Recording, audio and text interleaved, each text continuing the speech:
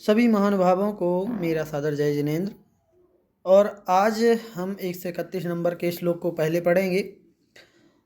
और इस श्लोक में निःश्रेयस शब्द के द्वारा जो बोला जाता है या निःश्रेयस जिसे कहा जाता है वो है क्या। तो निःश्रेयस शब्द की व्याख्या या परिभाषा यहाँ पर बताई है कि निःश्रेयस क्या है। तो चलिए श्लोक को पढ़ते हैं, शुद्ध उच्चारण करेंगे। पहले जन्म जरा मय मरणई है। जन्म जरा मय मरणई है। शोकैर्दुःखैर्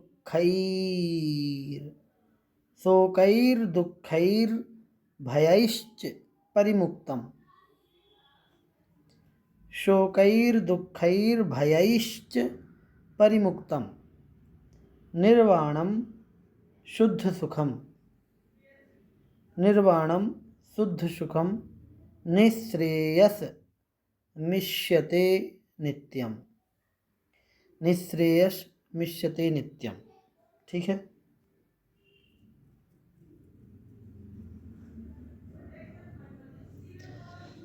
पूरा पढ़ते हैं। जन्म जरा मय मरणैः शोकैर्दुःखैर्भयैश्च परिमुक्तम्। निर्वाणं शुद्ध सुखम निःश्रेयसमिष्यते नित्यम। फिर से पढ़ते हैं। जन्म जरा मय मरणैः शोकैर्दुःखैर्भयश्च परिमुक्तम्। निर्वाणं शुद्ध सुखम निःश्रेयसमिष्यते नित्यम। ठीक है। तो क्या अर्थ है इसका? जन्म जरा, अब यहाँ पर निकला है आमय। जरा में जो आ है वहाँ से दीर्घ संधि होकर के बनेगा अपना जरा प्लस आमय। ठीक, आमय। तो जन्म मतलब उत्पत्ति होना, जन्म लेना। जरा मतलब बुढ़ापा होना। आमय का मतलब रोग होना। आमय का मतलब रोग। और मरणई है मरण अर्थात मृत्यु। तो इनके द्वारा इनके शोकैर्दुःखैः भयैश्च परिमुक्तम, और इसके अलावा शोक से, दुखों से और भय से परिमुक्तम अर्थात मुक्त रहने वाला। जन्म जरा मृत्यु रोग शोक दुख और भय से मुक्त रहने वाला। निर्वाणम शुद्ध सुखम निःश्रेयस मिष्यते नित्यम। नित्यम अर्थात नित्य रहने वाला, जो कभी नाश को प्राप्त नहीं हुआ, ऐसा वह अविनाशी नित्य। निर्वाणम शुद्ध सुखम, निर्वाण रूपी जो शुद्ध सुख है, या फिर शुद्ध सुख अर्थात हमेशा सुखी जीवन जहाँ पर व्यतीत होता है या जहाँ पर हमेशा सुख ही रहने वाला है, शुद्ध सुख जहाँ पर है। शुद्ध सुख यहाँ पर किया गया है प्रयोग, शुद्ध शब्द लगाया है सुख के आगे। अर्थात सुख तो संसार के भी हैं, लेकिन ये सुख जो है वो प्योर सुख नहीं है, पूर्ण सुख नहीं है। यहाँ पर सुख जो है वो अभी अधूरा है और कहीं ना कहीं दुखों से भी जुड़ा हुआ है, दुखों से युक्त है। लेकिन जो मोक्ष का सुख है वो शुद्ध सुख है, ओरिजिनल है, बिल्कुल पूर्ण सुख है।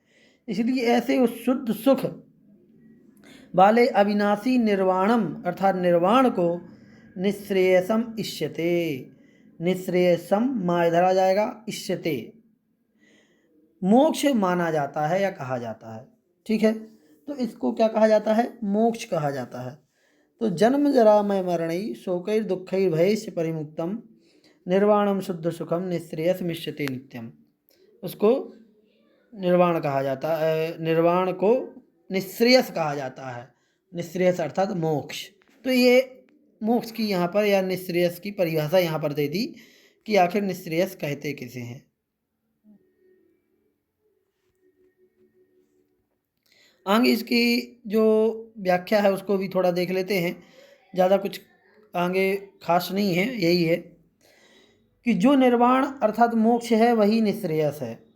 वह जन्म जरा रोग और मरण से, शोक दुख भय से सर्वथा रहित है, शुद्ध आत्मोत्थ सुख से सहित है तथा अविनाशी है। पर्यांतर की उत्पत्ति को जन्म कहते हैं, दूसरी पर्याय की उत्पत्ति को जन्म कहते हैं, बुढ़ापा को जरा कहते हैं, रोग को आमय कहते हैं तथा शरीर आदि का छूट जाना मरण कहलाता है। शोक दुख और भय का अर्थ स्पष्ट है। नितराम श्रेयो निःश्रेयसम, इस व्युत्पत्ति के अनुसार जो अत्यंत कल्याण रूप है उसे निःश्रेयस कहते हैं। अत्यंत कल्याण रूप मोक्ष ही है, क्योंकि वही जन्म जरा रोग मरण आदि से रहित है, नित्य है और शुद्ध सुख स्वरूप है। देव तथा चक्रवर्ती आदि के सुख जन्म जरा रोग मरण आदि विपत्तियों से परिपूर्ण हैं, आकुलता से सहित होने के कारण दुख रूप हैं। उतने पर भी चिरस्थायी नहीं है ना।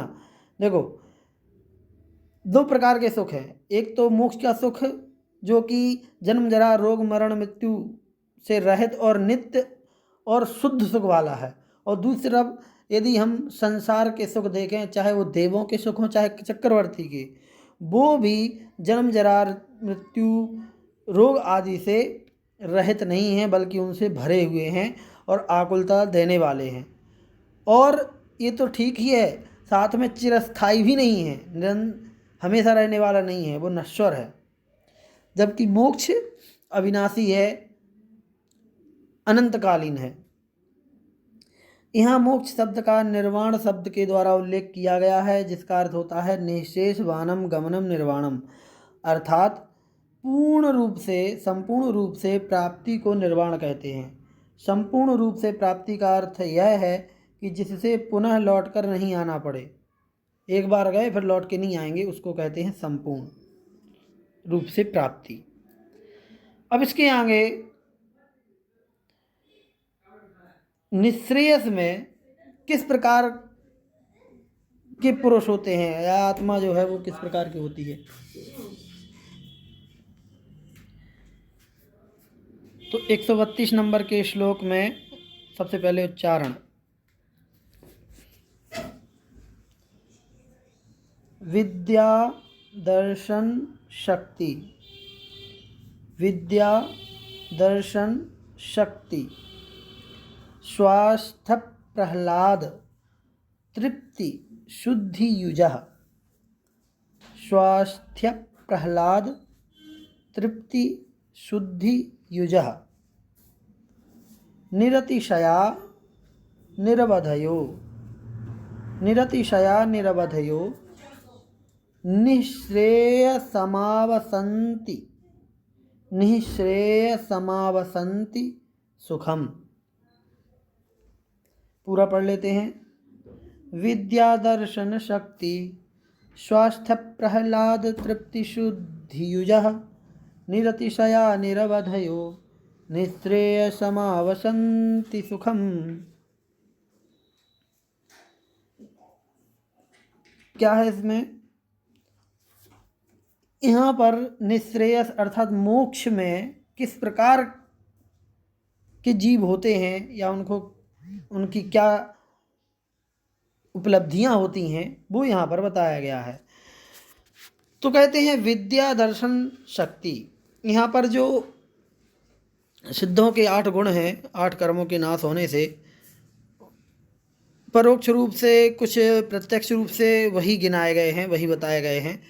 तो जैसे विद्या है, इसका मतलब यहाँ पर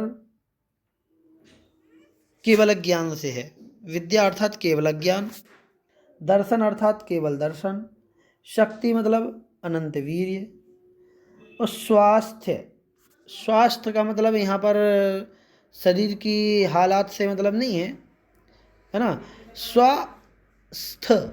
स्व में स्थित होने का नाम स्वास्थ्य है।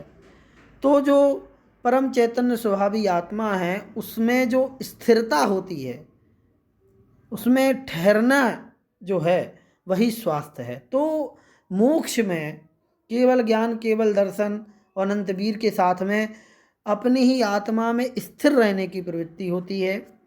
इसके अलावा प्रहलाद, आह्लाद का मतलब ह्लाद का मतलब खुशी या सुख होता है, और प्रहलाद प्र अर्थात प्रकृष्ट, अत्यंत रूप से जहाँ पर सुख का अनुभव हो वो प्रहलाद है, अर्थात यहाँ पर प्रहलाद का अर्थ अनंत सुख लिया गया है। इसके अलावा तृप्ति, तृप्ति का अर्थ संतुष्टि, जहाँ पर और कोई भी इच्छाएं बाकी नहीं रह जाती हैं, तृप्ति। और शुद्धि युजः, शुद्ध शुद्ध शुद्धता से युक्त होता है। शुद्धता का मतलब यहाँ पर द्रव्य कर्म भाव कर्म जो मल हैं उन मलों से रहित होने से जो शुद्धता आती है, उस शुद्धता से युक्त रहने वाले। और निरतिशयाः अर्थात हीनाधिकता से रहित रहने वाले, जिसे हम अगुरु लघु गुण कह सकते हैं 8 गुणों में से।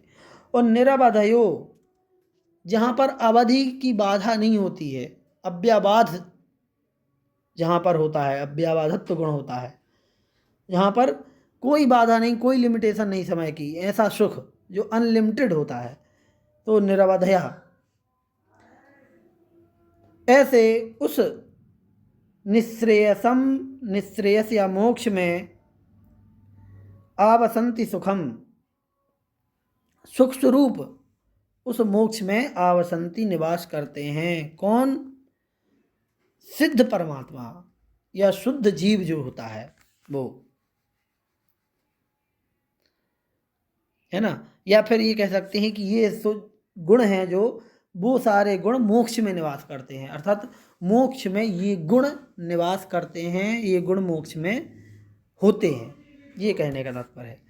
और नीचे अपन पढ़ लेते हैं, निश्रेयस में वे ही जीव निवास करते हैं जो विद्या अर्थात केवल अज्ञान, केवल दर्शन अर्थात केवल दर्शन, शक्ति अनंत वीर, स्वास्थ्य अर्थात परम उदासीनता, प्रहलाद अर्थात अनंत सुख, तृप्ति अर्थात विषय संबंधी आकांक्षा का अभाव होना, विषयों की आकांक्षा का अभाव होना, उसी को तृप्ति कहेंगे, संतुष्टि। शुद्धि अर्थात द्रव्य कर्म भाव कर्म रूप जो मल है उससे रहित पना, है ना, इन सब से युक्त हैं। फिर अतिशय अर्थात विद्यादि गुण संबंधी हीनाधिकता से रहित हैं। और निरवधि अर्थात काल की अवधि से रहित, समय की कोई बाउंडेशन नहीं होना। वह निश्रेयस सुख स्वरूप है, अर्थात सुखम यथा भवति, तथा इस प्रक्रिया विशेषण पक्ष में यह होता है कि पूर्वोक्त विशेषणों से विशिष्ट जीव निश्रेयस में सुख से निवास करते हैं। कहने का मतलब है कि इन सभी विशेषताओं से युक्त होकर के जीव वहाँ पर निवास करते हैं। निश्रेयस अर्थात मोक्ष में रहने वाला जीव ज्ञानावरणादि कर्मों के नष्ट हो जाने से अनंत ज्ञान, अनंत दर्शन, अनंत वीर और अनंत सुख आदि गुणों के सहित होते हैं। आत्म गुणों की अपेक्षा उनमें किसी प्रकार की न्यूनाधिकता नहीं होती है, कम ज़्यादा नहीं, तथा उनमें काल की कोई अवधि नहीं होती है, अनंत काल तक वहाँ वे निवास करते हैं। निश्रेयस यहाँ पर आंग उपसर्ग पूर्वक बस धातु का प्रयोग होने से आधार अर्थ में कर्म कारक हुआ। ठीक है, ये समझ में नहीं आया तो ज़्यादा डीपली नहीं जाने का है ना। यहाँ व्याकरण बताई है कि कैसे बना है। तो आंग उपसर्ग पूर्वक वस धातु के आधार अर्थ में कर्म कारक हुआ है, सप्तमी विभक्ति के स्थान पर द्वितीय विभक्ति का प्रयोग हुआ है। ठीक है, तो इस प्रकार से निश्रेयस शब्द की यहाँ पर व्याख्या की यही है कि निश्रेयस अर्थात मोक्ष क्या होता है। तो चलिए आज की इस क्लास को यहीं पर समाप्त करते हैं। जय जिनेंद्र।